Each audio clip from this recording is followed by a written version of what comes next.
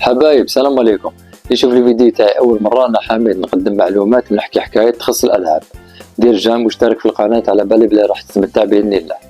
المهم السوجي تاعنا تاع اليوم هو شنو الفرق بين الريميك والريماستر. على بالي بلي كاين بزاف لي جيمر تلقى ملي كان صغير بغى يلعب لي جو بصح مازال ما يفرقش بيناتهم. وكاين واحد النقطه قبل ما ننطلقوا في السوجي، هو كي تسمع هاد زوج مصطلحات معناتها في زوج خاصين باللعبه قديمه. دوك نفهموا حبه حبه. بسم الله.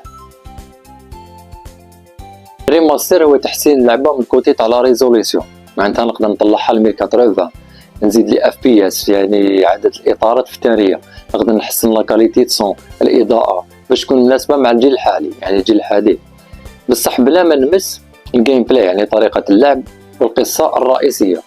كي شغل مثال عندك تصويره نواري بلون ترجعها اون كولر، وهاد التجربه داروها المطورين سبيسيالمون للناس اللي تحب تعاود تعيش ذكريات مع لعبه قديمه، يعني تحب تعاود تعيش النوستالجي ولكن بجوده افضل، كما شفنا في The Last of Us Part 1، سبايدر مان، دايز جون، فينال فانتسي والكثير من الالعاب اللي داروا لها ريماستر.